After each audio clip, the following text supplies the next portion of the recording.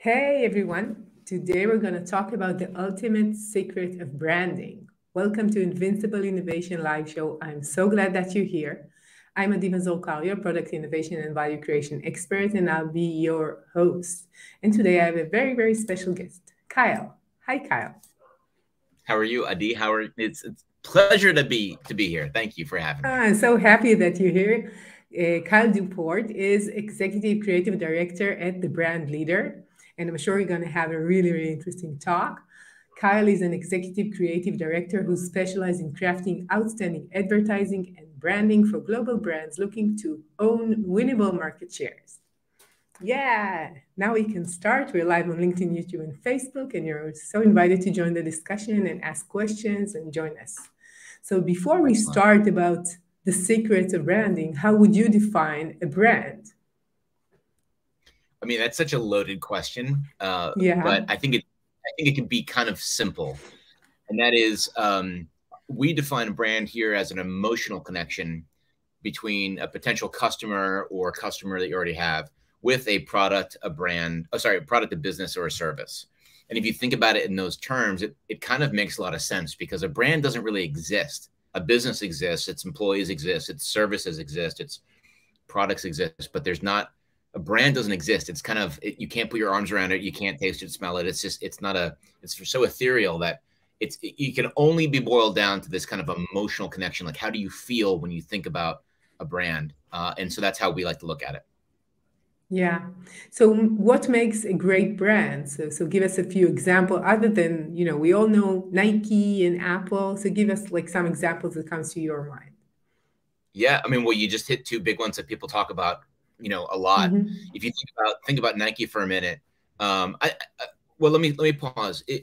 What makes a great brand is if you have people who love it and adhere to it, and they can probably articulate what it means to them.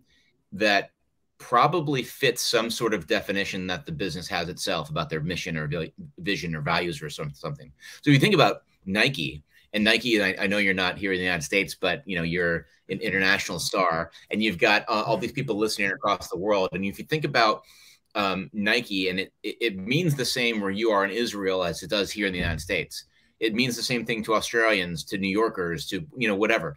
And it's because if you close your eyes and think about Nike, you think about some aspirational images or athletes or healthy foods or things that are going to make you better and perform better. And all those things that we think about when we think about Nike becomes the brand. And the fact that if I asked you the question, I asked my staff the question, if I asked somebody off the street the same question, we're all going to come, within a certain, realm of, each other. It's going to be the same type of explanation. No one's going to say, oh, they don't want people to achieve, and no one's going to say they make cookies, and nobody's, it's not going to be that Yeah. sort of thing.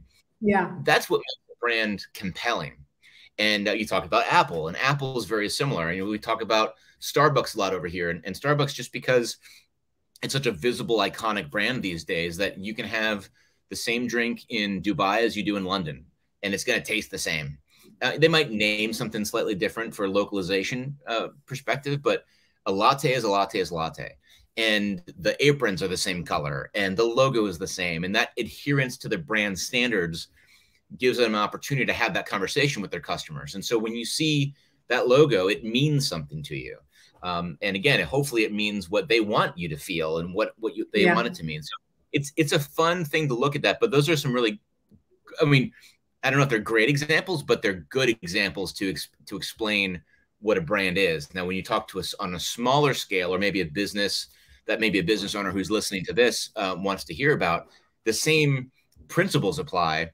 You might not going to get that grand international scale, probably not for many, many years, but the same ideas apply. Like, can you back up what you say?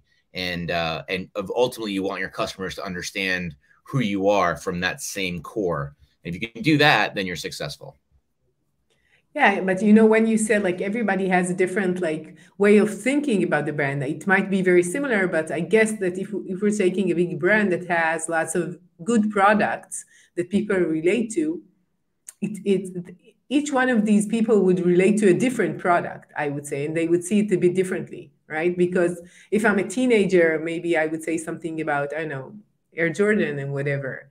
And if I'm a grown up, I would have something which is more related to, I don't know, to different points of view of Nike. Or I know that right now, for example, they have um, I think something in Netflix that they have all their um, exercises added to Netflix. Do you know that?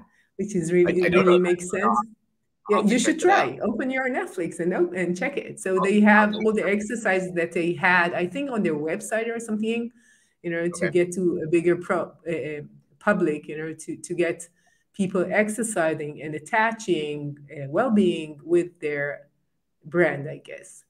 Right. But you just said it right there, just attaching well-being.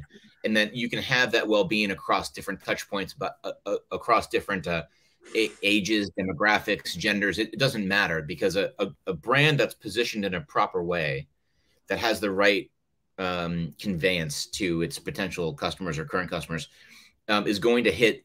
It's going to land on some facet of that. So it's kind of like a Venn diagram, if you can imagine these circles that are overlapping, and Yeah. you might overlap on the side and have, like, yes, it's performance and athleticism, and you might overlap on one side. It might be nutrition and well-being, but you're going to have that core customer, which kind of has all of those in the center.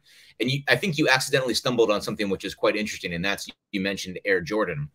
Air Jordan is a sub brand of Nike, right?